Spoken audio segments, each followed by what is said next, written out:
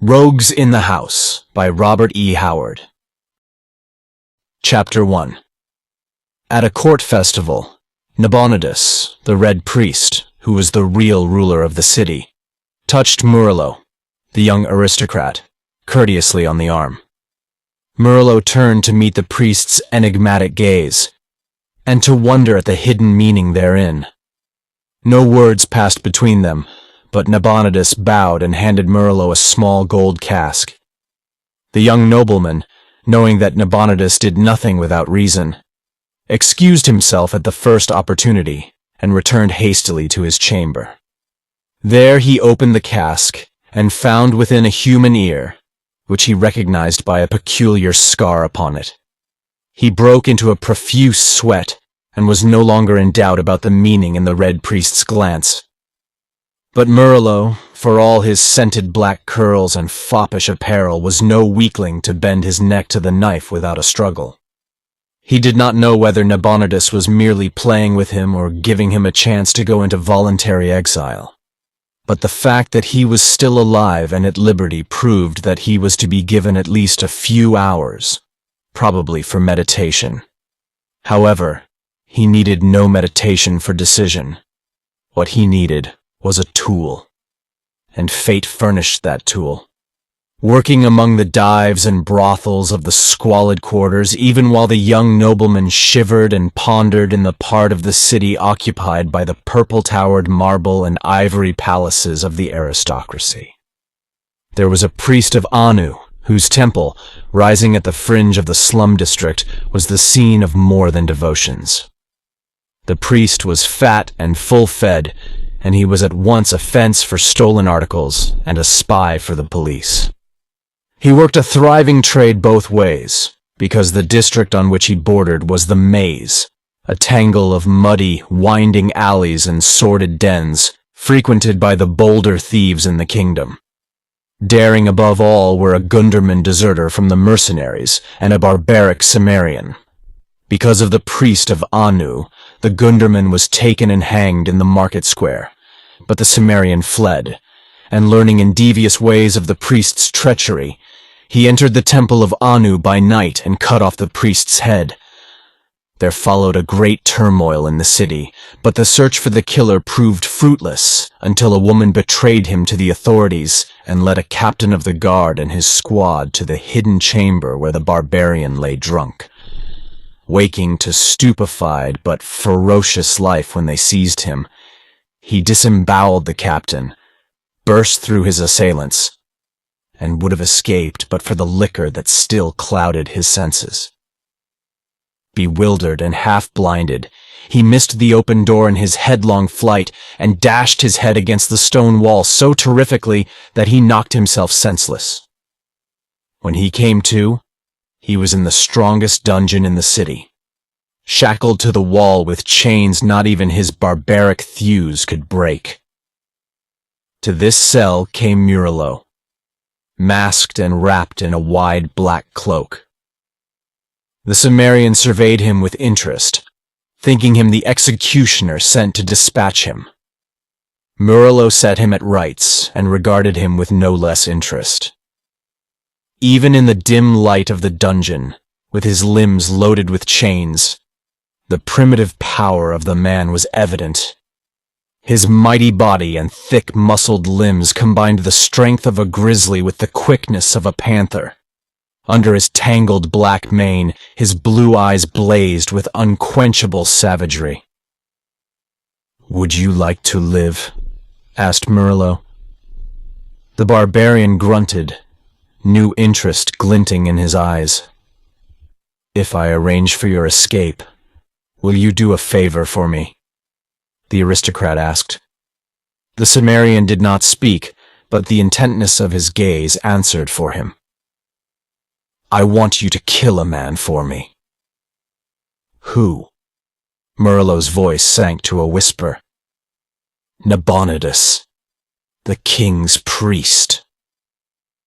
The Cimmerian showed no sign of surprise or perturbation.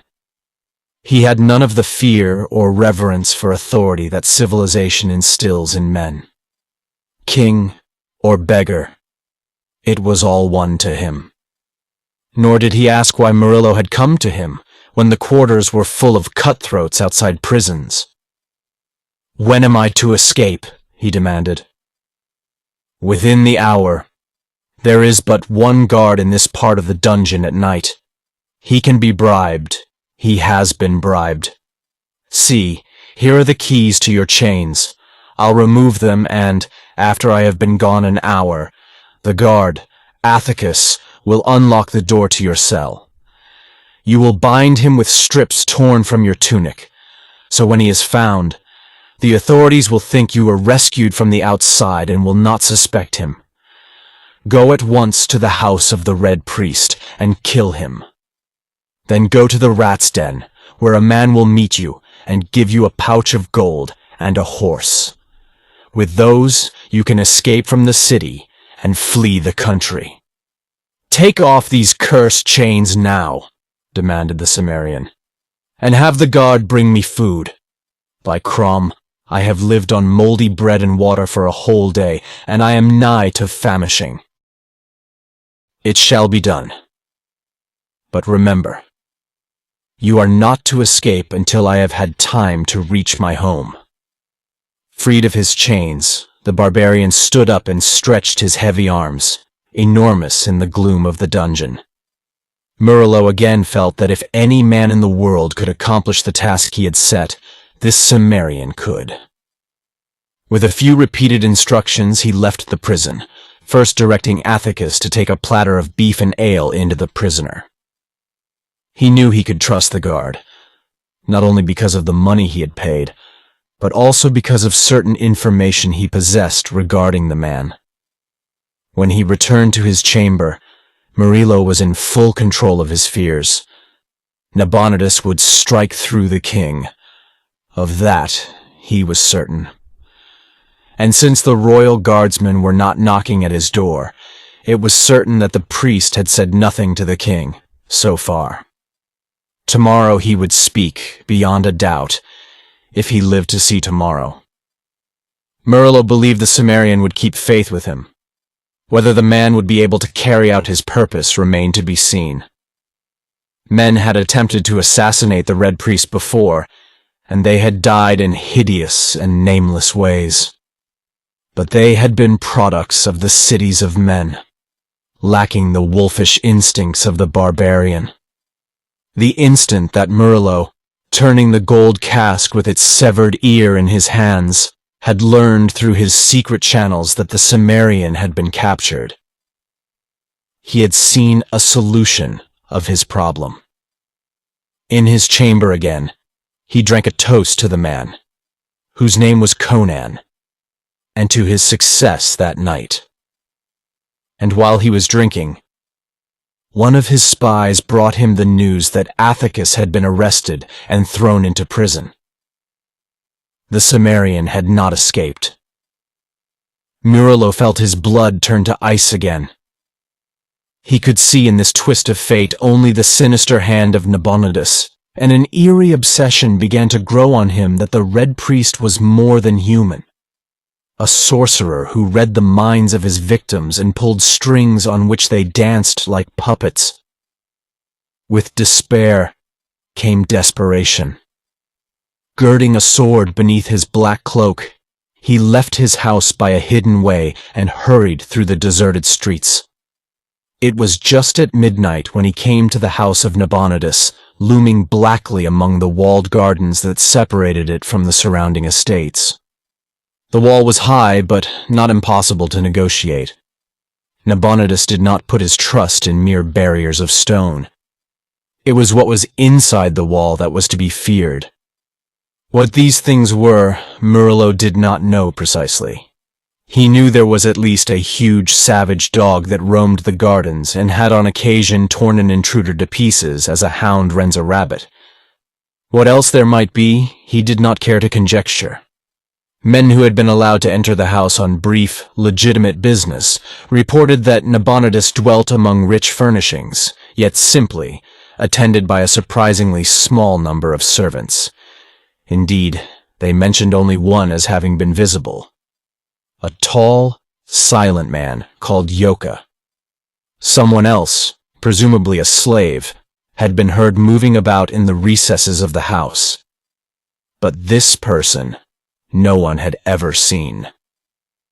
The greatest mystery of the mysterious house was Nabonidus himself, whose power of intrigue and grasp on international politics had made him the strongest man in the kingdom.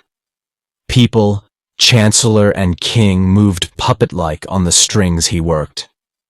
Murilo scaled the wall and dropped down into the gardens, which were expanses of shadow, darkened by clumps of shrubbery and waving foliage. No light shone in the windows of the house, which loomed so blackly among the trees. The young nobleman stole stealthily yet swiftly through the shrubs. Momentarily, he expected to hear the baying of the great dog and to see its giant body hurtle through the shadows. He doubted the effectiveness of his sword against such an attack, but he did not hesitate. As well die beneath the fangs of a beast as of the headsman. He stumbled over something bulky and yielding. Bending close in the dim starlight, he made out a limp shape on the ground. It was the dog that guarded the gardens, and it was dead. Its neck was broken, and it bore what seemed to be the marks of great fangs. Murilo felt that no human being had done this. The beast had met a monster more savage than itself. Murilo glared nervously at the cryptic masses of bush and shrub. Then, with a shrug of his shoulders, he approached the silent house. The first door he tried proved to be unlocked. He entered warily, sword in hand, and found himself in a long, shadowy hallway dimly illuminated by a light that gleamed through the hangings at the other end. Complete silence hung over the whole house. Murilo glided along the hall and halted to peer through the hangings. He looked into a lighted room, over the windows of which velvet curtains were drawn so closely as to allow no beam to shine through. The room was empty, insofar as human life was concerned, but it had a grisly occupant.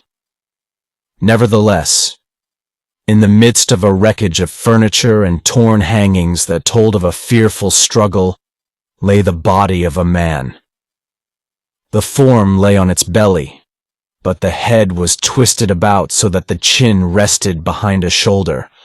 The features, contorted into an awful grin, seemed to leer at the horrified nobleman. For the first time that night, Murilo's resolution wavered. He cast an uncertain glance back the way he had come. Then the memory of the headsman's block and axe steeled him, and he crossed the room, swerving to avoid the grinning horror sprawled in its midst. Though he had never seen the man before, he knew from former descriptions that it was Joka, Nabonidus's saturnine servant. He peered through a curtained door into a broad circular chamber, banded by a gallery halfway between the polished floor and the lofty ceiling. This chamber was furnished as if for a king. In the midst of it stood an ornate mahogany table, loaded with vessels of wine and rich viands. And Murilo stiffened. In a great chair whose broad back was toward him, he saw a figure whose habiliments were familiar. He glimpsed an arm in a red sleeve resting on the arm of the chair. The head, clad in the familiar scarlet hood of the gown, was bent forward as if in meditation. Just so had Murilo seen Nabonidus sit 100 times in the royal court. Cursing the pounding of his own heart, the young nobleman stole across the chamber, sword extended, his whole frame poised for the thrust. His prey did not move, nor seem to hear his cautious advance. Was the Red Priest asleep?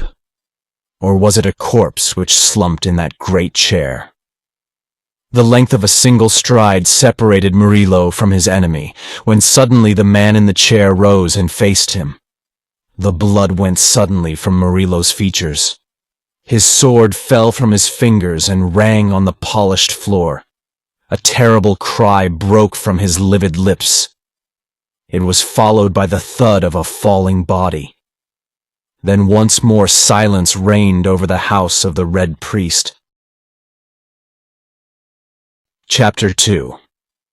Shortly after Murilo left the dungeon where Conan the Cimmerian was confined, Athacus brought the prisoner a platter of food which included, among other things, a huge joint of beef and a tankard of ale.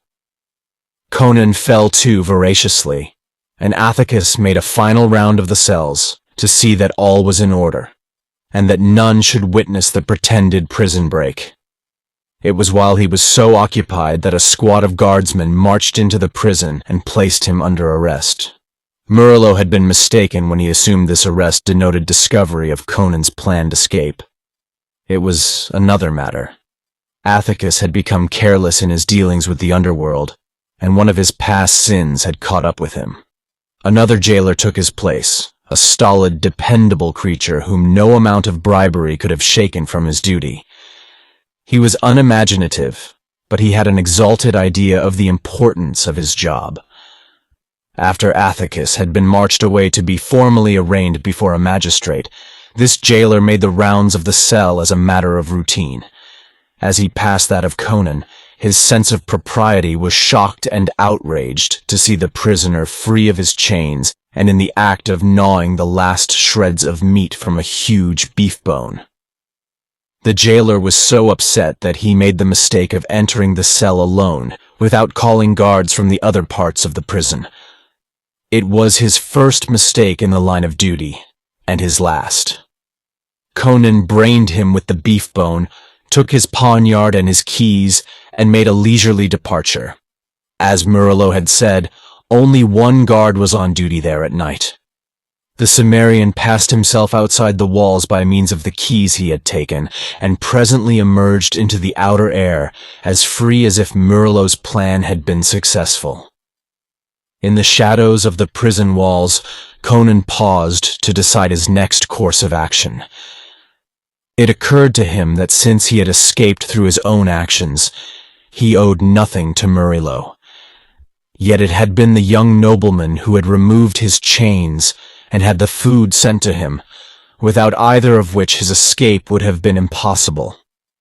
Conan decided that he was indebted to Murilo, and, since he was a man who discharged his obligations eventually, he determined to carry out his promise to the young aristocrat. But first, he had some business of his own to attend to. He discarded his ragged tunic and moved off through the night naked but for a loincloth. As he went, he fingered the poniard he had captured, a murderous weapon with a broad, double-edged blade 19 inches long. He slunk along alleys and shadowed plazas until he came to the district which was his destination, the maze. Along its labyrinthian ways he went with the certainty of familiarity. It was indeed a maze of black alleys and enclosed courts and devious ways, of furtive sounds and stenches. There was no paving on the streets. Mud and filth mingled in an unsavory mess. Sewers were unknown. Refuse was dumped into the alleys to form reeking heaps and puddles. Unless a man walked with care, he was likely to lose his footing and plunge waist-deep into nauseous pools. Nor was it uncommon to stumble over a corpse lying with its throat cut or its head knocked in the mud. Honest folk shunned the maze with good reason. Conan reached his destination without being seen, just as one he wished fervently to meet was leaving it. As the Cimmerian slunk into the courtyard below, the girl who had sold him to the police was taking leave of her new lover in a chamber one flight up. This young thug, her door closed behind him, groped his way down a creaking flight of stairs, intent on his own meditations, which, like those of most of the denizens of the maze, had to do with the unlawful acquirement of property. Partway down the stairs, he halted suddenly, his hair standing up. A vague bulk crouched in the darkness before him. A pair of eyes blazed like the eyes of a hunting beast. A beast-like snarl was the last thing he heard in life, as the monster lurched against him and a keen blade ripped through his belly. He gave one gasping cry and slumped down limply on the stairway. The barbarian loomed above him for an instant, ghoul-like, his eyes burning in the gloom. He knew the sound was heard, but the people in the maze were careful to attend to their own business. A death cry on darkened stairs was nothing unusual. Later, someone would venture to investigate, but only after a reasonable lapse of time. Conan went up the stairs and halted at a door he knew well of old. It was fastened within, but his blade passed between the door and the jamb and lifted the bar. He stepped inside, closing the door after him, and faced the girl who had betrayed him to the police. The wench was sitting cross-legged in her shift on her unkempt bed.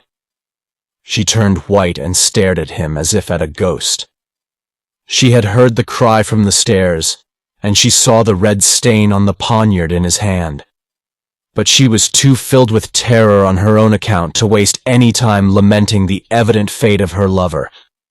She began to beg for her life, almost incoherent with terror. Conan did not reply. He merely stood and glared at her with his burning eyes, testing the edge of his poniard with a calloused thumb. At last he crossed the chamber, while she cowered back against the wall, sobbing frantic pleas for mercy. Grasping her yellow locks with no gentle hand, he dragged her off the bed. Thrusting his blade in the sheath, he tucked his squirming captive under his left arm and strode to the window. As in most houses of that type, a ledge encircled each story, caused by the continuance of the window ledges. Conan kicked the window open and stepped out on that narrow band. If any had been near or awake, they would have witnessed the bizarre sight of a man moving carefully along the ledge, carrying a kicking, half-naked wench under his arm. They would have been no more puzzled than the girl. Reaching the spot he sought, Conan halted, gripping the wall with his free hand. Inside the building rose a sudden clamor, showing that the body had at last been discovered. His captive whimpered and twisted, renewing her importunities. Conan glanced down into the muck and slime of the alleys below. He listened briefly to the clamor inside and the pleas of the wench. Then he dropped her with great accuracy into a cesspool. He enjoyed her kickings and flounderings and the concentrated venom of her profanity for a few seconds, and even allowed himself a low rumble of laughter. Then he lifted his head, listened to the growing tumult within the building, and decided it was time for him to kill Nabonidus. Chapter 3. It was a reverberating clang of metal that roused Murilo. He groaned and struggled dazedly to a sitting position. About him, all was silence and darkness, and for an instant he was sickened with the fear that he was blind. Then he remembered what had gone before, and his flesh crawled. By the sense of touch, he found that he was lying on a floor of evenly joined stone slabs. Further groping discovered a wall of the same material. He rose and leaned against it, trying in vain to orient himself.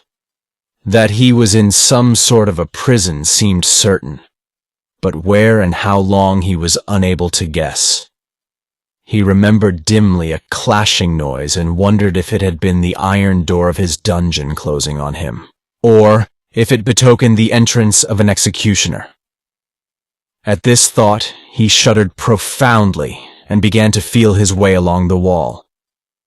Momentarily, he expected to encounter the limits of his prison. But after a while, he came to the conclusion that he was traveling down a corridor. He kept to the wall, fearful of pits or other traps, and was presently aware of something near him in the blackness. He could see nothing, but either his ears had caught a stealthy sound, or some subconscious sense warned him. He stopped short, his hair standing on end. As surely as he lived, he felt the presence of some living creature crouching in the darkness in front of him. He thought his heart would stop when a voice hissed in a barbaric accent. "Murilo, is it you?" "Conan!" Limp from the reaction, the young nobleman groped in the darkness, and his hands encountered a pair of great naked shoulders. "A good thing I recognized you," grunted the barbarian. "I was about to stick you like a fattened pig. Where are we, in Mitra's name?" "In the pits, under the Red Priest's house." "But why?" "What is the time?" "Not long after midnight." Murilo shook his head, trying to assemble his scattered wits. "What are you doing here?" demanded the Cimmerian. "I came to kill Nabonidus. I heard they had changed the guard at your prison." "They did," growled Conan. "I broke the new jailer's head and walked out. I would have been here hours agone, but I had some personal business to attend to. Well, shall we hunt for Nabonidus?" Murilo shuddered. "Conan, we are in the house of the Archfiend. I came seeking a human enemy. I found a hairy devil out of hell." Conan grunted uncertainly, fearless as a wounded tiger as far as human foes were concerned. He had all the superstitious dreads of the primitive. "I gained access to the house," whispered Murilo, as if the darkness were full of listening ears. "In the outer gardens, I found Nabonidus's dog mauled to death. Within the house, I came upon Yoka, the servant. His neck had been broken. Then I saw Nabonidus himself seated in his chair, clad in his accustomed garb. At first, I thought he too was dead. I stole up to stab him. He rose and faced me. God!" The memory of that horror struck the young nobleman momentarily speechless as he relived that awful instant. "Conan," he whispered. "It was no man that stood before me. In body and posture it was not unlike a man. But from the scarlet hood of the priest grinned a face of madness and nightmare. It was covered with black hair, from which small pig-like eyes glared redly. Its nose was flat, with great flaring nostrils. Its loose lips writhed back, disclosing huge yellow fangs, like the teeth of a dog. The hands that hung from the scarlet sleeves were misshapen and likewise covered with black hair. All this I saw in one glance, and then I was overcome with horror. My senses left me, and I swooned. "What then?" muttered the Cimmerian uneasily. "I recovered consciousness only a short time ago. The monster must have thrown me into these pits." "Conan, I have suspected that Nabonidus was not wholly human. He is a demon, a were-thing. By day he moves among humanity in the guise of men, and by night he takes on his true aspect." "That's evident," answered Conan. "Everyone knows there are men who take the form of wolves at will. But why did he kill his servants?" "Who can delve the mind of a devil?" replied Murilo. "Our present interest is in getting out of this place. Human weapons cannot harm a wereman. How did you get in here?" "Through the sewer. I reckoned on the gardens being guarded. The sewers connect with a tunnel that lets into these pits. I thought to find some door leading up into the house, unbolted." "Then let us escape by the way you came," exclaimed Murilo. "To the devil with it! Once out of this snake den, we'll take our chances with the king's guardsmen and risk a flight from the city. Lead on." "Useless," grunted the Cimmerian. "The way to the sewers is barred. As I entered the tunnel, An iron grill crashed down from the roof. If I had not moved quicker than a flash of lightning, its spearheads would have pinned me to the floor like a worm. When I tried to lift it, it wouldn't move. An elephant couldn't shake it, nor could anything bigger than a rabbit squirm between the bars. Murilo cursed, an icy hand playing up and down his spine. He might have known Nabonidus would not leave any entrance into his house unguarded. Had Conan not possessed the steel spring quickness of a wild thing, that falling portcullis would have skewered him. Doubtless his walking through the tunnel had sprung some hidden catch that released it from the roof. As it was, both were trapped living. "There's but one thing to do," said Murilo, sweating profusely. "That's to search for some other exit. Doubtless they're all set with traps, but we have no other choice." The barbarian grunted agreement, and the companions began groping their way at random down the corridor. Even at that moment, something occurred to Murilo. "How did you recognize me in this blackness?" he demanded. "I smelled the perfume you put on your hair when you came to my cell," answered Conan. "I smelled it again a while ago, when I was crouching in the dark and preparing to rip you open." Murilo put a lock of his black hair to his nostrils. Even so, the scent was barely apparent to his civilized senses, and he realized how keen must be the organs of the barbarian.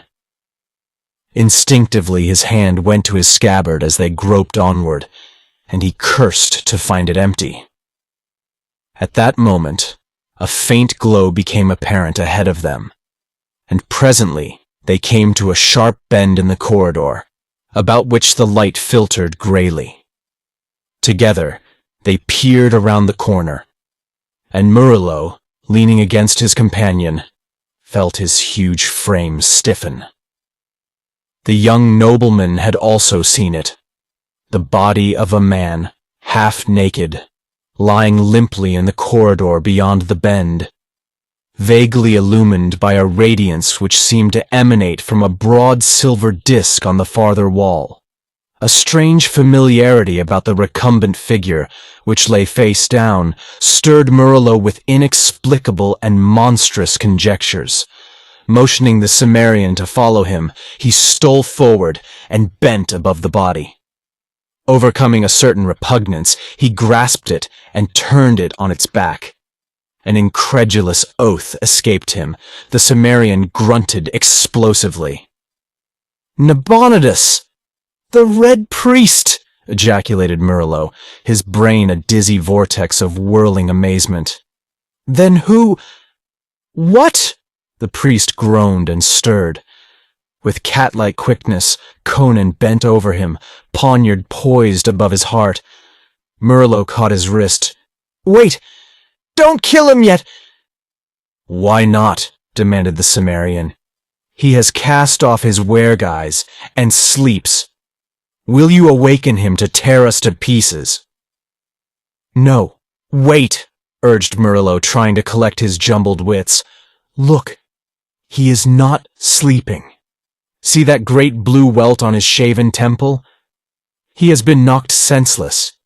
He may have been lying here for hours." "I thought you swore you saw him in beastly shape in the house above," said Conan. "I did, or else— He's coming too. Keep back your blade, Conan. There is a mystery here even darker than I thought. I must have words with this priest before we kill him." Nabonidus lifted a hand vaguely to his bruised temple, mumbled, and opened his eyes. For an instant they were blank and empty of intelligence. Then life came back to them with a jerk, and he sat up, staring at the companions. Whatever terrific jolt had temporarily addled his razor-keen brain, it was functioning with its accustomed vigor again. His eyes shot swiftly about him, then came back to rest on Murilo's face.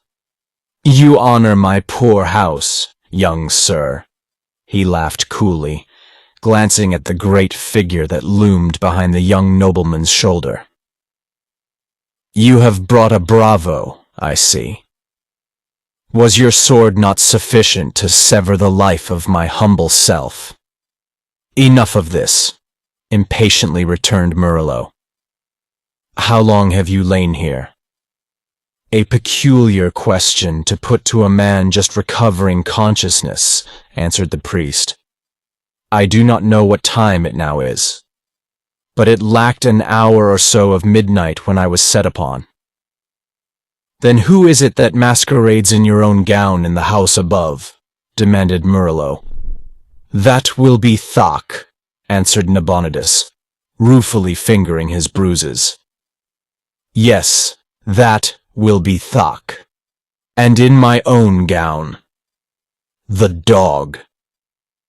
Conan, who comprehended none of this, stirred restlessly and growled something in his own tongue. Nabonidus glanced at him whimsically. "Your bully's knife yearns for my heart, Murilo," he said. "I thought you might be wise enough to take my warning and leave the city." "How was I to know that was to be granted me?" returned Murilo. "At any rate, my interests are here." "You are in good company with that cutthroat," murmured Nabonidus. "I had suspected you for some time. That was why I caused that pallid court secretary to disappear. Before he died, he told me many things, among others the name of the young nobleman who bribed him to filch state secrets, which the nobleman in turn sold to rival powers. Are you not ashamed of yourself, Murilo, you white-handed thief?" "I have no more cause for shame than you vulture-hearted plunderer," answered Murilo promptly. "You exploit a whole kingdom for your personal greed, and, under the guise of disinterested statesmanship, you swindle the king, beggar the rich, oppress the poor, and sacrifice the whole future of the nation for your ruthless ambition. You are no more than a fat hog with his snout in the trough. You are a greater thief than I am. This Cimmerian is the most honest man of the three of us, because he steals and murders openly." "Well then, we are all rogues together," agreed Nabonidus equably. "And what now?" "My life? When I saw the ear of the secretary that had disappeared, I knew I was doomed," said Murilo abruptly. "And I believed you would invoke the authority of the king. Was I right?" "Quite so," answered the priest. "A court secretary is easy to do away with, but you are a bit too prominent. I had intended telling the king a jest about you in the morning." "A jest that would have cost me my head," muttered Murilo. "Then the king is unaware of my foreign enterprises?" "As yet," sighed Nabonidus. "And now, since I see your companion has his knife, I fear that jest will never be told." "You should know how to get out of these rat dens," said Murilo. "Suppose I agree to spare your life. Will you help us to escape, and swear to keep silent about my thievery?" "When did a priest keep an oath?" complained Conan, comprehending the trend of the conversation. "Let me cut his throat. I want to see what color his blood is. They say in the maze that his heart is black, so his blood must be black too." "Be quiet," whispered Murilo. "If he does not show us the way out of these pits, we may rot here. Well, Nabonidus, what do you say?" "What does a wolf with his leg in the trap say?" laughed the priest. "I am in your power, and if we are to escape, we must aid one another. I swear, if we survive this adventure, to forget all your shifty dealings. I swear by the soul of Mitra." "I am satisfied," muttered Murilo. "Even the Red Priest would not break that oath. Now to get out of here. My friend here entered by way of the tunnel, but a grill fell behind him and blocked the way. Can you cause it to be lifted?" "Not from these pits," answered the priest. "The control lever is in the chamber above the tunnel. There is only one other way out of these pits, which I will show you. But tell me, how did you come here?" Murilo told him in a few words, and Nabonidus nodded, rising stiffly. He limped down the corridor, which here widened into a sort of vast chamber, and approached the distant silver disk. As they advanced, the light increased, though it never became anything but a dim, shadowy radiance. Near the disk, they saw a narrow stair leading upward. "That is the other exit," said Nabonidus. "And I strongly doubt if the door at the head is bolted. But I have an idea that he who would go through that door had better cut his own throat first. Look into the disk." What had seemed a silver plate was in reality a great mirror set in the wall. A confusing system of copper-like tubes jutted out from the wall above it, bending down toward it at right angles. Glancing into these tubes, Murilo saw a bewildering array of smaller mirrors. He turned his attention to the larger mirror in the wall and ejaculated in amazement. Peering over his shoulder, Conan grunted. They seemed to be looking through a broad window into a well-lighted chamber. There were broad mirrors on the walls, with velvet hangings between. There were silken couches, chairs of ebony and ivory, and curtained doorways leading off from the chamber. And before one doorway, which was not curtained, sat a bulky black object that contrasted grotesquely with the richness of the chamber. Murilo felt his blood freeze again as he looked at the horror which seemed to be staring directly into his eyes. Involuntarily, he recoiled from the mirror, while Conan thrust his head truculently forward till his jaws almost touched the surface, growling some threat or defiance in his own barbaric tongue. "In Mitra's name, Nabonidus," gasped Murilo, shaken. "What is it?" "Wow, that is Thak," answered the priest, caressing his temple. "Some would call him an ape, but he is almost as different from a real ape as he is different from a real man. His people dwell far to the east, in the mountains that fringe the eastern frontiers of Zamora. There are not many of them, but if they are not exterminated, I believe they will become human beings in perhaps 100,000 years. They are in the formative stage. They are neither apes, as their remote ancestors were, nor men, as their remote descendants may be. They dwell in the high crags of well-nigh inaccessible mountains, knowing nothing of fire or the making of shelter or garments or the use of weapons. Yet they have a language of a sort, consisting mainly of grunts and clicks.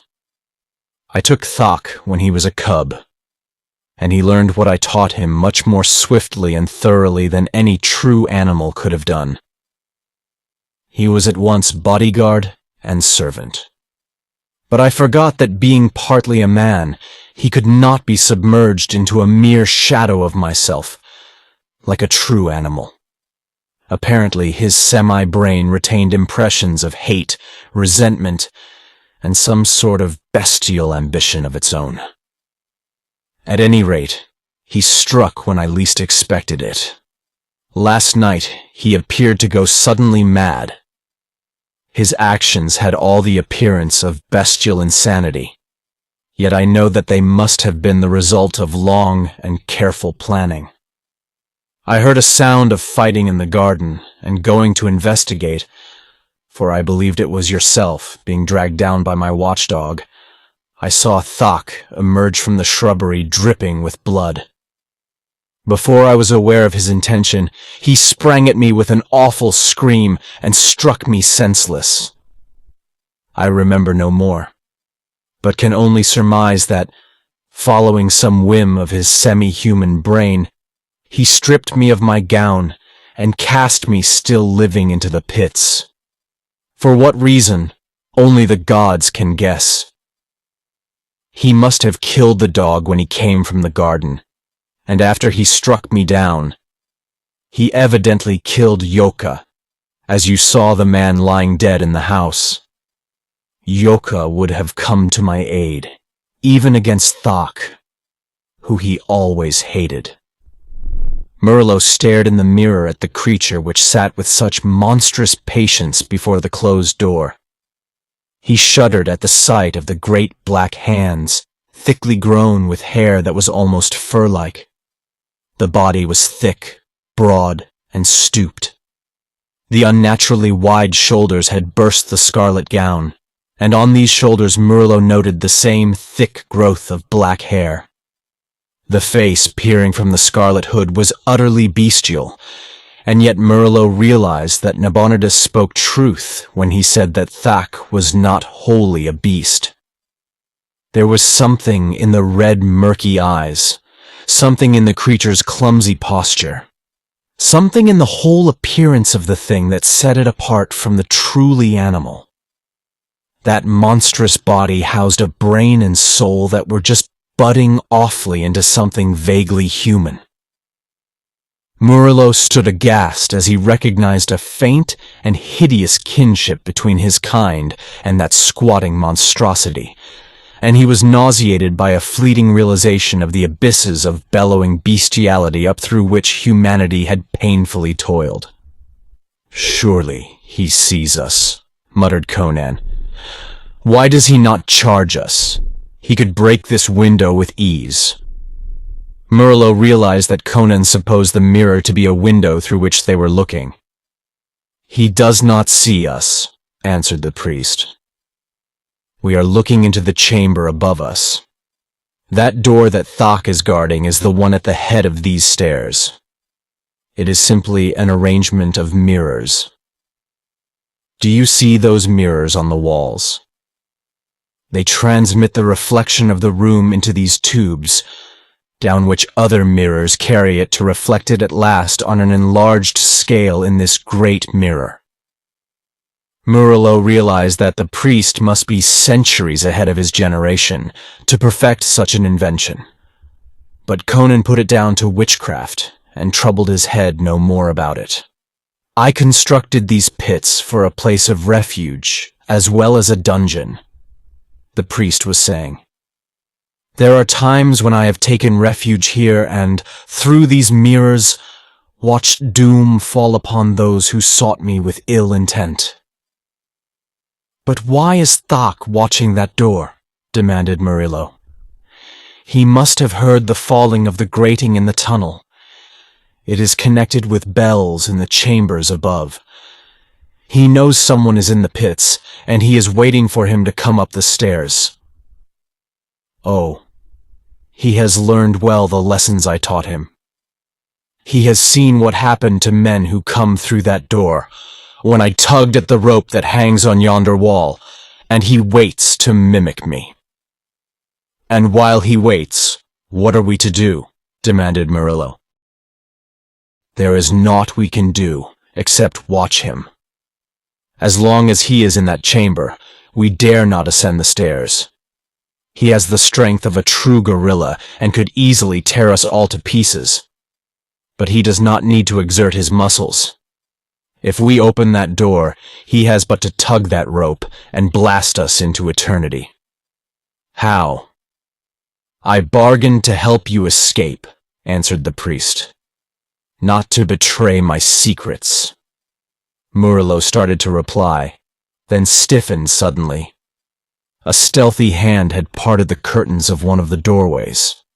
Between them appeared a dark face whose glittering eyes fixed menacingly on the squat form in the scarlet robe. "Petreus," hissed Nabonidus. "Mitra, what a gathering of vultures this night is." The face remained framed between the parted curtains. Over the intruder's shoulder, other faces peered. Dark, thin faces, alight with sinister eagerness. "What do they hear?" muttered Murilo, unconsciously lowering his voice, although he knew they could not hear him. Why? What would Petraeus and his ardent young nationalists be doing in the house of the Red Priest? Laughed Nabonidus. Look how eagerly they glare at the figure they think is their arch-enemy. They have fallen into your error. It should be amusing to watch their expressions when they are disillusioned. Murilo did not reply. The whole affair had a distinctly unreal atmosphere. He felt as if he were watching the play of puppets, or as a disembodied ghost himself, impersonally viewing the actions of the living, his presence unseen and unsuspected. He saw Petraeus put his finger warningly to his lips and nod to his fellow conspirators. The young nobleman could not tell if Thak was aware of the intruders. The ape-man's position had not changed, as he sat with his back toward the door through which the men were gliding. They had the same idea you had, Nabonidus was muttering at his ear. Only their reasons were patriotic rather than selfish. Easy to gain access to my house, now that the dog is dead. Oh, what a chance to rid myself of their menace once and for all. If I were sitting where Thak sits, a leap to the wall, a tug on that rope. Petraeus had placed one foot lightly over the threshold of the chamber. His fellows were at his heels, their daggers glinting dully. Suddenly, Thak rose and wheeled toward him. The unexpected horror of his appearance, where they had thought to behold the hated but familiar countenance of Nabonidus, wrought havoc with their nerves, as the same spectacle had wrought upon Murilo. With a shriek, Petraeus recoiled, carrying his companions backward with him. They stumbled and floundered over each other, and in that instant Thak, covering the distance in one prodigious, grotesque leap, caught and jerked powerfully at a thick velvet rope which hung near the doorway. Instantly the curtains whipped back on either hand, leaving the door clear, and down across it something flashed with a peculiar silvery blur. He remembered, Nabonidus was exulting. The beast is half a man. He had seen the doom performed, and he remembered. Watch, now, watch, watch. Murilo saw that it was a panel of heavy glass that had fallen across the doorway. Through it he saw the pallid faces of the conspirators. Petraeus, throwing out his hands as if to ward off a charge from Thak, encountered the transparent barrier, and from his gestures said something to his companions. Now that the curtains were drawn back, the men in the pits could see all that took place in the chamber that contained the nationalists. Completely unnerved, these ran across the chamber toward the door by which they had apparently entered, only to halt suddenly, as if stopped by an invisible wall. The jerk of the rope sealed that chamber, laughed Nabonidus. It is simple. The glass panels work in grooves in the doorways. Jerking the rope trips the spring that holds them. They slide down and lock in place, and can only be worked from outside. The glass is unbreakable. A man with a mallet could not shatter it. Ah! The trapped men were in a hysteria of fright. They ran wildly from one door to another, beating vainly at the crystal walls, shaking their fists wildly at the implacable black shape which squatted outside. Then one threw back his head, glared upward, and began to scream, to judge from the working of his lips, while he pointed toward the ceiling. The fall of the panels released the clouds of doom, said the Red Priest with a wild laugh. The dust of the grey lotus from the swamps of the dead, beyond the land of Kitai. In the middle of the ceiling hung a cluster of gold buds. These had opened like the petals of a great carven rose, and from them billowed a grey mist that swiftly filled the chamber. Instantly the scene changed from one of hysteria to one of madness and horror. The trapped men began to stagger. They ran in drunken circles. Froth dripped from their lips, which twisted as in awful laughter. Raging, they fell upon one another with daggers and teeth, slashing, tearing, slaying in a holocaust of madness. Murilo turned sick as he watched, and was glad that he could not hear the screams and howls with which that doomed chamber must be ringing. Like pictures thrown on a screen, it was silent. Outside the chamber of horror, Thak was leaping up and down in brutish glee, tossing his long, hairy arms on high. At Murilo's shoulder, Nabonidus was laughing like a fiend. "Ah! A good stroke, Patreus! That fairly disemboweled him. Now one for you, my patriotic friend." So, they are all down, and the living tear the flesh of the dead with their slavering teeth. Murilo shuddered. Behind him the Cimmerian swore softly in his uncouth tongue. Only death was to be seen in the chamber of the grey mist, torn, gashed, and mangled. The conspirators lay in a red heap, gaping mouths and blood-dabbled faces staring blankly upward through the slowly swirling eddies of grey. Thak, stooping like a giant gnome, approached the wall where the rope hung, and gave it a peculiar sidewise pull. "He is opening the farther door," said Nabonidus. "By Mitra, he is more of a human than even I had guessed. See, the mist swirls out of the chamber and is dissipated. He waits, to be safe. Now he raises the other panel. He is cautious. He knows the doom of the Grey Lotus, which brings madness and death." "By Mitra!" Murilo jerked about at the electric quality of the exclamation. "Our one chance," exclaimed Nabonidus. "If he leaves the chamber above for a few minutes, we will risk a dash up those stairs." Suddenly tense, they watched the monster waddle through the doorway and vanish. With the lifting of the glass panel, the curtains had fallen again, hiding the chamber of death. "We must chance it," gasped Nabonidus, and Murilo saw perspiration break out on his face. "Perhaps he will be disposing of the bodies as he has seen me do. Quick! Follow me up those stairs." He ran toward the steps and up them with an agility that amazed Murilo. The young nobleman and the barbarian were close at his heels, and they heard his gusty sigh of relief as he threw open the door at the top of the stairs.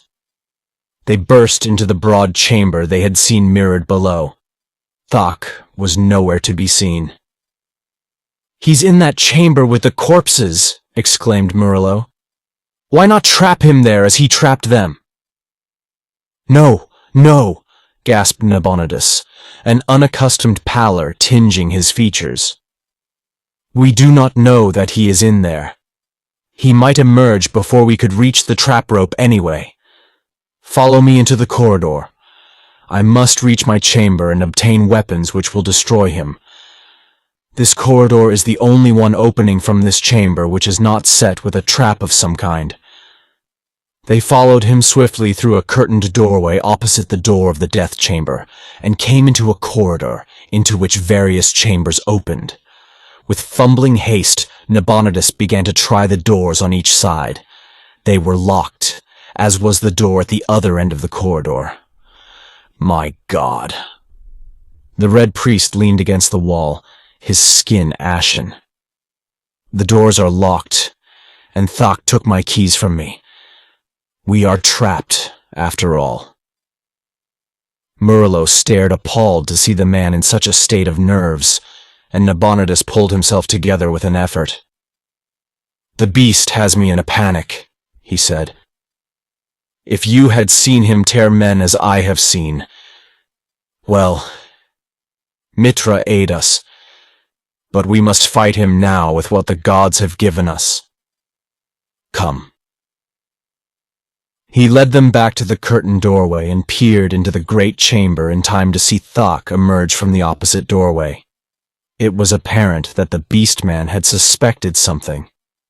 His small, close-set ears twitched. He glared angrily about him and, approaching the nearest doorway, tore aside the curtains to look behind them. Nabonidus drew back, shaking like a leaf. He gripped Conan's shoulder. "Man, do you dare pitch your knife against his fangs?" The Cimmerian's eyes blazed in answer. "Quick," the Red Priest whispered, thrusting him behind the curtains, close against the wall. "As he will find us soon enough, we will draw him to us. As he rushes past you, sink your blade in his back if you can. You, Murilo, show yourself to him, and then flee up the corridor. Mitra knows. We have no chance with him in hand-to-hand combat, but we are doomed anyway when he finds us." Murilo felt his blood congeal in his veins, but he steeled himself and stepped outside the doorway. Instantly, Thak, on the other side of the chamber, wheeled, glared, and charged with a thunderous roar. His scarlet hood had fallen back, revealing his black, misshapen head. His black hands and red robe were splashed with a brighter red. He was like a crimson and black nightmare as he rushed across the chamber, fangs bared, his bowed legs hurtling his enormous body along at a terrifying gait. Murilo turned and ran back into the corridor, and, quick as he was, the shaggy horror was almost at his heels. Then, as the monster rushed past the curtains, from among them catapulted a great form that struck full on the ape-man's shoulders, at the same instant driving the poniard into the brutish back. Thak screamed horribly as the impact knocked him off his feet, and the combatants hit the floor together. Instantly there began a whirl and thrash of limbs, the tearing and rending of a fiendish battle. Murilo saw that the barbarian had locked his legs about the ape-man's torso and was striving to maintain his position on the monster's back while he butchered it with his poniard. Thak, on the other hand, was striving to dislodge his clinging foe, to drag him around within reach of the giant fangs that gaped for his flesh.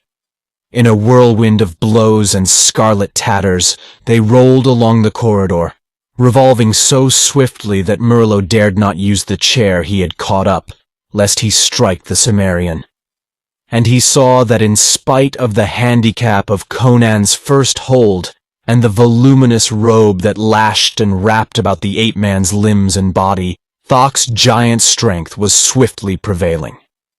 Inexorably, he was dragging the Cimmerian around in front of him. The ape-man had taken punishment enough to have killed a dozen men. Conan's poniard had sunk again and again into his torso, shoulders, and bull-like neck. He was streaming blood from a score of wounds. But unless the blade quickly reached some absolutely vital spot, Thak's inhuman vitality would survive to finish the Cimmerian, and, after him, Conan's companions. Conan was fighting like a wild beast himself, in silence except for his gasps of effort. The black talons of the monster and the awful grasp of those misshapen hands ripped and tore at him. The grinning jaws gaped for his throat. Then Murilo, seeing an opening, sprang and swung the chair with all his power, and with force enough to have brained a human being. The chair glanced from Thak's slanted black skull, but the stunned monster momentarily relaxed his rending grasp. And in that instant, Conan, gasping and streaming blood, plunged forward and sank his poniard to the hilt in the ape-man's heart. With a convulsive shudder, the beast-man started from the floor, then sank limply back. His fierce eyes set and glazed, his thick limbs quivered and became rigid. Conan staggered dizzily up, shaking the sweat and blood out of his eyes. Blood dripped from his poniard and fingers, and trickled in rivulets down his thighs, arms, and breast. Murilo caught at him to support him, but the barbarian shook him off impatiently. "When I cannot stand alone, it will be time to die," he mumbled through mashed lips. "But I'd like a flagon of wine." Nabonidus was staring down at the still figure as if he could not believe his own eyes. Black, hairy, abhorrent, the monster lay, grotesque in the tatters of the scarlet robe, yet more human than bestial, even so, and possessed somehow of a vague and terrible pathos. Even the Cimmerian sensed this, for he panted, "I have slain a man tonight, not a beast. I will count him among the chiefs whose souls I've sent into the dark, and my women will sing of him." Nabonidus stooped and picked up a bunch of keys on a golden chain. They had fallen from the ape-man's girdle during the battle. Motioning his companions to follow him, he led them to a chamber, unlocked the door, and led the way inside. It was illumined like the others. The Red Priest took a vessel of wine from a table and filled crystal beakers. As his companions drank thirstily, he murmured, "What a night! It is nearly dawn now. What of you, my friends?" "I'll dress Conan's hurts, if you will fetch me bandages and the like," said Murilo, and Nabonidus nodded, and moved toward the door that led into the corridor. Something about his bowed head caused Murilo to watch him sharply. At the door, the Red Priest wheeled suddenly. His face had undergone a transformation. His eyes gleamed with his old fire. His lips laughed soundlessly. "Rogues together," his voice rang with its accustomed mockery. "But not fools together. You are the fool, Murilo." "What do you mean?" The young nobleman started forward. "Back!" Nabonidus's voice cracked like a whip. "Another step and I will blast you." Murilo's blood turned cold as he saw that the Red Priest's hand grasped a thick velvet rope which hung among the curtains just outside the door. "What treachery is this?" cried Murilo. "You swore." "I swore I would not tell the king a jest concerning you. I did not swear not to take matters into my own hands if I could. Do you think I would pass up such an opportunity? Under ordinary circumstances, I would not dare to kill you myself, without sanction of the king. But now, none will ever know. You will go into the acid vats along with Thak and the nationalist fools, and none will be the wiser. What a night this has been for me. If I have lost some valuable servants, I have nevertheless rid myself of various dangerous enemies. Stand back. I am over the threshold, and you cannot possibly reach me before I tug this cord and send you to hell. Not the Grey Lotus this time, but something just as effective. Nearly every chamber in my house is a trap. And so, Murilo, fool that you are." Too quickly for the sight to follow, Conan caught up a stool and hurled it. Nabonidus instinctively threw up his arm with a cry, but not in time. The missile crunched against his head, and the Red Priest swayed and fell face down in a slowly widening pool of dark crimson. "His blood was red after all," grunted Conan. Murilo raked back his sweat-plastered hair with a shaky hand as he leaned against the table, weak from the reaction of relief. "It is dawn," he said. "Let us get out of here, before we fall afoul of some other doom. If we can climb the outer wall without being seen, we shall not be connected with this night's work. Let the police write their own explanation." He glanced at the body of the Red Priest where it lay etched in crimson and shrugged his shoulders. He was the fool, after all. Had he not paused to taunt us, he could have trapped us easily. "Well," said the Cimmerian tranquilly, "he's traveled the road all rogues must walk at last. I'd like to loot the house, but I suppose we'd best go." As they emerged from the dimness of the dawn-whitened garden, Murilo said, "The Red Priest has gone into the dark, so my road is clear in the city, and I have nothing to fear. But what of you? There is still the matter of that priest in the maze, and I'm tired of this city anyway," grinned the Cimmerian. "You mentioned a horse waiting at the rat's den. I'm curious to see how fast that horse can carry me into another kingdom. There's many a highway I want to travel before I walk the road Nabonidus walked this night." Thank you for listening. If you like our recordings, consider liking this video and subscribing to our channel so you don't miss any more audiobooks.